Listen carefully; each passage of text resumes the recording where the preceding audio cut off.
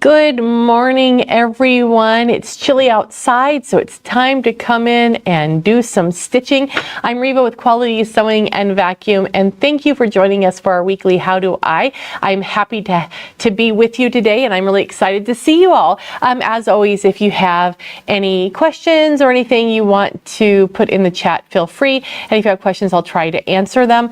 Today, we're going to be talking about the twinkling of winter. No, we're going to be talking about Glamour thread. And Glamour thread is really awesome, and I'm going to show you up close here in a little bit. But Glamour thread is a 12 weight, sparkly, glittery, kind of a decorative thread, and it's really, really pretty. We did talk about it a little bit last week for using it like for top stitching, things like that. But we're going to talk a little bit more about it today and some other things you can do with it. Because if you're like me, you love having pretty threads. Well, okay, I had to stumble there for a second because it's really the fact of the matter is I don't care if it's pretty or not. I just have to have thread. I have a problem. I want it all because, you know, anyhow. Oh, should I tell you a story? I'll tell you a story while you're all logging in. So years ago, Paul was able to purchase some bags of thread from Madeira. I don't know if you remember Expo way back in the dark ages where they would let you pick one of each spool for, I don't know, 10 bucks, whatever it was, and you filled a bag. Well, they started doing them pre-done in bags, and they had some left over. So they let Paul buy them, and it was a pallet. On a pallet, and it was a box, a pallet box. So it's about, 3 feet high by 4 feet by 4 feet, whatever. It was awesome. And I was just looking at that, and he goes, I bet you want to get in that, don't you?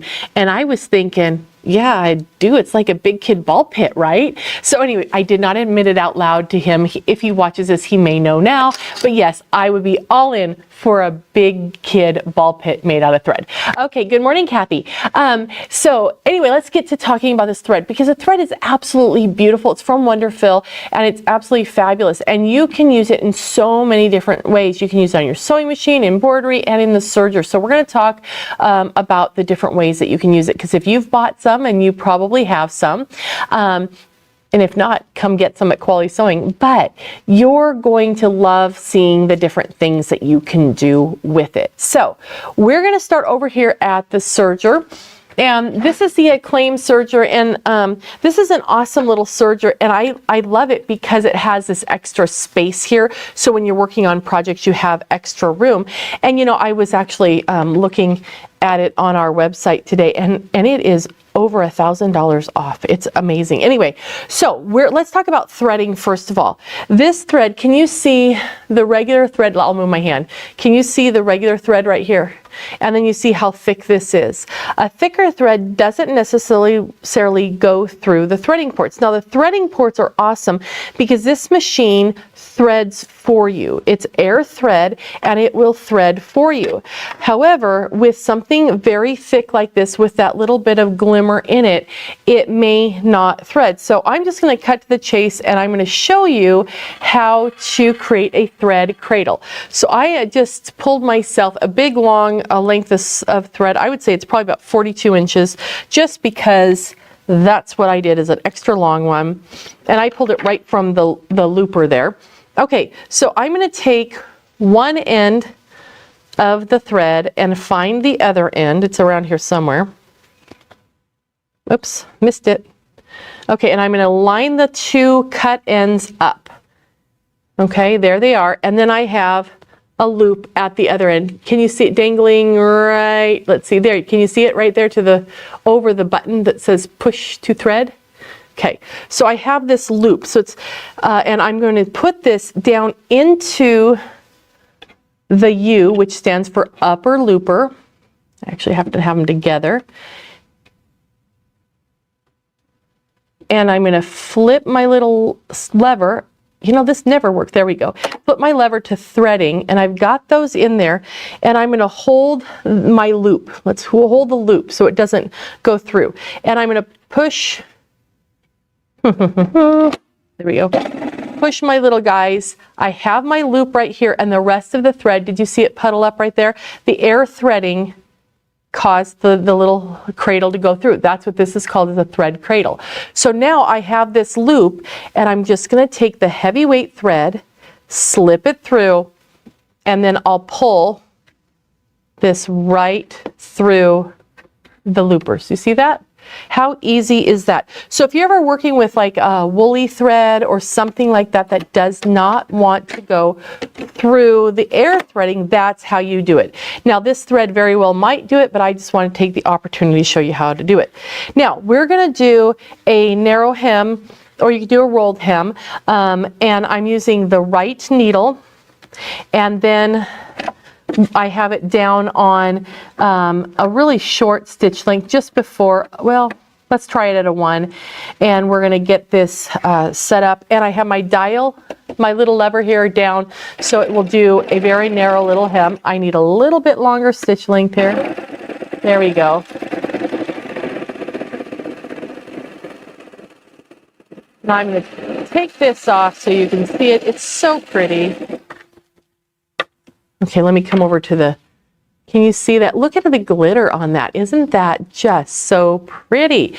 So I'm going to show you how to use this for doing a rolled hem, or a napkin edge. But before I do that, let me show you a couple of other things that we're going to do with it, or that you can do with it. Here is a wide, the same stitch that I just did here, the same stitch but wider, and I put the turquoise in the top and the pink in the back. So what a pretty edge this gives if you want to do placemats or something like that. And then if you have the Encore, the new double cover hem, the decorative cover hem machine, then you can do your beautiful cover hem seaming using the decorative thread. I did it around the hood, I did it down on the pocket, and it really turned out awesome. And I used the Glamour thread for that. The other thing that I did, that if you were at What's New, you might remember I wore this t-shirt, but I did this right around the neckline, and the hem and the sleeves, I added the Glamour as an accent around that part to make it even a little bit more fancy. So, okay, so now what we're going to do is we're going to do our napkins. Now, you might like your napkins to be, might be bigger than this. This is only, I'm going to say, we're going to zoom out a little bit so we can have a little bit more. There we go. So this fabric is only 10 by 10, but you're probably going to want to do 14 or 16 inches for a dinner size napkin. This is more of a luncheon or a cocktail size. But I'm going to take my Quilter Select glue stick, which is like one of my favorite sewing tools in the whole sewing room, and I'm going to just give it a little bit of glue, and this will hold the layers together. Now the nice thing about this is when you put it on, it's a bright yellow. You can see that right there, but it will dry clear. It does wash out, but it will just help keep everything from slipping and sliding around. So this is really nice, and then you won't bleed. I've never had this glue stick make me bleed because I stuck myself with it. Okay, so now what we're going to do is we're going to start sewing, and I'm going to start sewing off the edge, and we're going to come right on, and we're going to start at a corner and then stitch across. Now you'll notice right up here I have a little needle in there because this was set up to use the 2 needles, but isn't this cool? A magnet to hold your needle in place so you don't lose it. I think that's brilliant. Okay, so we're going to get it going, and we're just going to let it feed, and we'll go around. I want to show you a corner, so I'm going to get down here and show you the corner. And I'm just barely shaving any off. Okay, so as we approach the corner, there's 2 things you can do. You can sew directly off, which is a fine way. I'll show you that. If you sew directly off, give yourself a nice long tail, and we can trim it. Yeah, it can be trimmed kind of short. That's fine. And then we'll come back the other way, slip it under there, and I want to make sure his little tail's out, and then we'll just cut off that tail and keep going. So this is a really easy way to do it. And then what we would do is when you're all done, you would put some fray block right on that edge and not do anything. Just put it there and let it dry, and then we'll pull back through the back side, and I'll show you that. But let's look at doing, we're going to attempt it. We'll see if this works. It it works when no one's watching me, but we'll see. So what I'm going to do is I'm going to get to the end, and I'm going to the very edge of the fabric. Okay, and then I'm going to come down one, hear it click, then go back up and lift it up, and it pulls back off. So I turned the handle down until I heard a slight little click, which is the sound of like the needles going into the fabric and clicking on the thread. Then back it up so the needle comes back up, and then give it a little tug and it releases off. And then you can rotate it and bring it right down on the edge of that corner. And if you need to, just pull those threads back. I gotta release lift up the presser foot just so I can have the tension off that. And then we'll start sewing again, and then that will make a nice little corner. So I'll do that one again so you can see it, and then we're going to finish it off. Okay, so I'm going to come down here, and I'm going to stop a little shy because I see that my fabric isn't quite lined up, and I'm going to go down in. I heard it click. I'm going to come back up, raise the presser foot, give it a little wiggle to the back so it gets off of the needle plate. Has some like stitch fingers on it, and I'm going to rotate it back here, pull my slack up. There's probably not much because I didn't pull very hard, and then just go to town. Okay, now as we come up to the fourth corner, I have my original tail here. So I'm just going to ignore it and cut it straight off.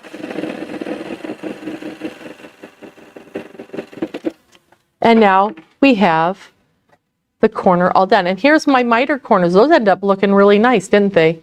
Those look great. So very easy to do. Just take your time, do some practice, and shoot, napkins are a great way to practice that. But what I would do now, like I had mentioned before, is I'm going to put some fray block on here, let it dry, then use a double-eyed needle and string it, thread this in, and thread it underneath the threads on the back there. And then when you come out, then you can trim off. And then that will give a nice little tucked corner, and it will be lovely.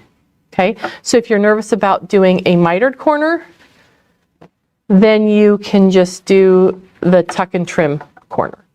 Okay, really simple, easy to make your own napkins. And when my kids were growing up, there wasn't a paper napkin in the house. We didn't even really buy paper towels.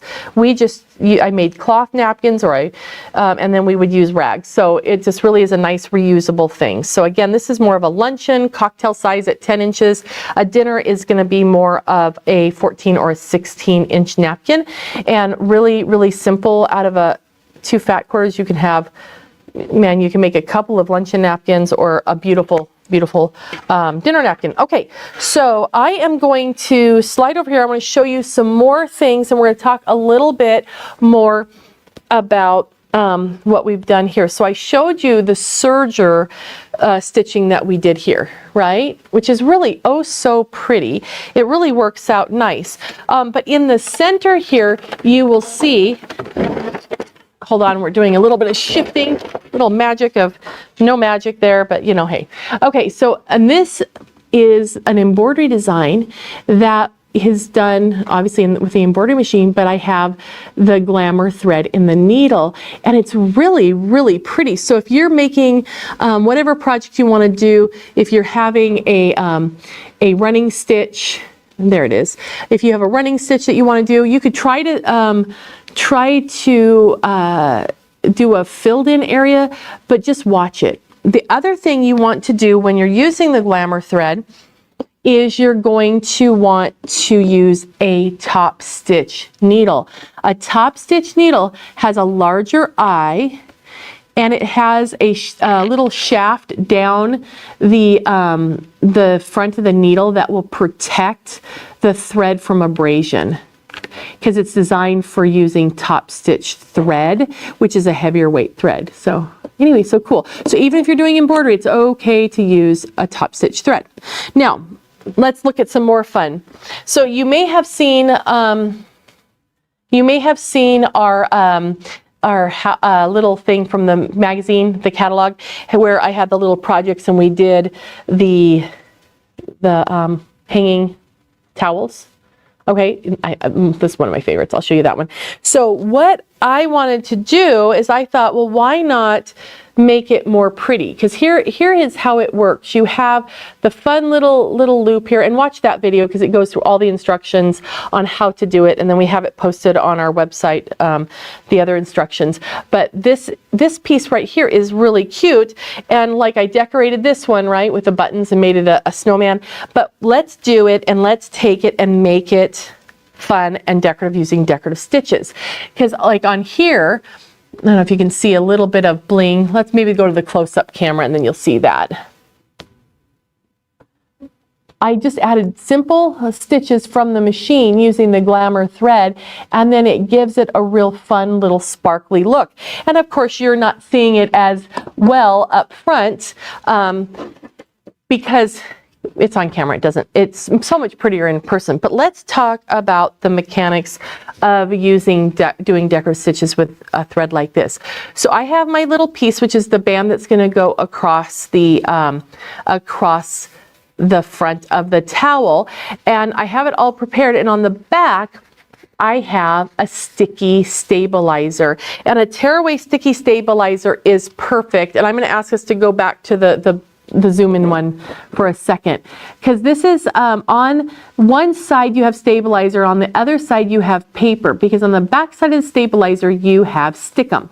Now a lot of the times we struggle getting that paper off, and this will work no matter what stickum you're using. If you're using like a template tearaway or anything like that, I have the paper facing you, and I'm going to take and I'm going to dog ear the corner. So I'm turning down the corner, I'm pinching, and then I let go. The paper wants to fold. Can you see? Oh, there it is right there. See that the little edge right here by my thumb? The paper folds, but the stabilizer doesn't want to, so then you can simply peel it off. You know how when you're trying to score for an applique or something, you score, you're making a mess of it? Try just dog-earing one edge, and the paper will fold, and the stickum won't, and so then you're good to go. Okay, so I have all my pieces, which is fine. This is my towel. Here's going to be the top of my towel. But what we're going to work with here is the fun part, and this is the cuteness. Here is my band, and I'm going to do some stitching on here. And on the back of the band that I'm going to stitch, I have that stabilizer. Okay, so now let's put some thread in there. Now, you know, with all these stripes, it's going to be kind of hard for me to tell which is my stop line, right? So I'm going to use my chalk marker, and I just gave myself a little mark on either side just so I know where to stop. Okay, so let's choose a color. Let's start with silver. That's going to be fun and pretty on there. Now, when you thread the machine, you're going to thread the same way you normally do. You don't do anything different. And this is the soprano, and it's a really nice machine. I really like the fact that this one has this big extension table, which is really, really pretty fun. And let me get this in my thread clip here. And it does have an automatic needle threader, so we can just pop it through, and then it's threaded even with that 12 weight thread. Now on the pillowcase, I used some really simple stitches. I used a straight stitch at a longer length. I also used a zigzag. So let's start with that. I'm going to choose a straight stitch, and I'm going to mirror image it. This one wants to be to the left, so I'm going to mirror image it so it's to the right. And I'm going to use the edge of the foot along the edge of this stripe. Let me show you. There we go. So I have this stripe right here, and I'm going to run the edge of the foot right along that pinkish stripe. And this fabric is oh so cute. It's got all of my fabric here at the Tukwila store. They have lots of fun. All of our stores have some fun fabric. Okay, so I'm just going to position the edge of my foot there, and I'm going to turn it down to a medium speed. And the reason why is I like to put my foot control all the way down so it maintains a consistent speed. but I don't want it to go super duper fast when I'm using the heavyweight thread. I want it to be more of a moderate speed. Okay, so let's pull that to, oh, that's so pretty. Even just a straight stitch, look at that little glimmer. Isn't that pretty? Okay, so let's do the other side. I'm going to do that, line it up the same way on the edge of one of my stripes and stitch away. So the beauty of having a stitch that is positioned off to the right hand side, which is one of the simple, frequently used stitches on this machine, is that then you can just have it close to the right side of the foot so you can have it mirror image. That's really, really fun. And it is, Betsy, you're right. It's just really, it's a simple stitch, but it's really pretty. Now, what I should have done and what would be even prettier is to make this stitch a little bit longer. So right now it's at a 2.5. Let's go up to a 3.5, and I'm going to take off the mirror image, but line it up the same way, and then I'm going to get the stitch on the opposite side, and but we're going to do it with a longer stitch. And with the longer stitch, it should even glimmer more because it has a longer loft, so it's going to be more visible. So that's really, really fun. Let me do the other side real quick so you can see that, and then we will move on to a different color and a different stitch. Okay, so much fun. Do you guys ever love just sitting and testing out your different stitches because they're just so, so pretty? The other thing that's really handy when you're doing decorative stitches, can you see there's a little bit more glimmer with the longer stitch? At least there is in person. But when you're doing your decorative stitching, it's really, really fun to test out all your different stitches, and this is a good way to do it. A lot of people like to make a like a book, a catalog of the stitches. They'll take a decorative stitch and stitch it out the way it comes, and then they'll stitch it out with the way it is when it's at the smallest and then at its largest, which is really, really a fun thing to do.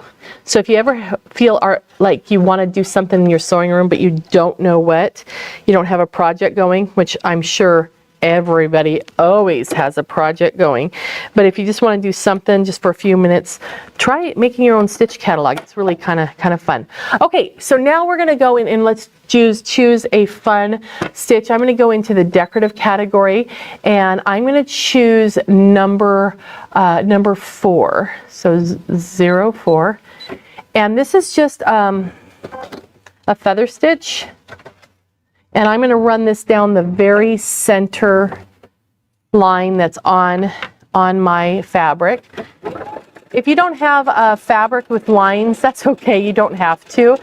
You can always draw lines to get it, reference marks and whatnot, or just use the edge of your foot. The other thing I could do here is, since I've made those straight stitches, I can just keep my foot even in between those two lines of stitches and then just keep it going straight that way. But we have some really fun stitches on our machines. There are ones that are really broad. They're like really wide and just absolutely gorgeous. And I know if you're like me, you probably haven't stitched every stitch that's on your machine. So this is a fun way. And if you don't have a lot of stitches on your machine, that's okay, because remember, even that straight stitch and the zigzag are really, really pretty with using the specialty thread. So it's kind of fun. So even if you don't have a machine that has anything, really extra decorative stitches with the thread, you do. So there we go. We've got our stitch right down the middle, and we're good to go to put this into our project. So no matter if you want to use a serger, you want to use a sewing machine to create the pretty stuff, feel free to try the Glamour thread. It's really fun. Use that top stitch needle keep that. That will help protect the thread. It also has that larger eye, so it will go through easier. Make sure that you sew at a moderate speed, because if you don't want to go racing down the racetrack using a metallic or a decorative thread like this, because it's more prone to shred if it's put through its paces a little bit too much. So just be gentle and give it some grace, and then you can do some really fun things, whether it be home dec, gifts for the holidays. Glitz it up a little bit, add it to your quilting, add it to your piecing, your decorative stitches. You can have a really pretty piece for the holidays. So have fun with it, and we look forward to seeing you again next time.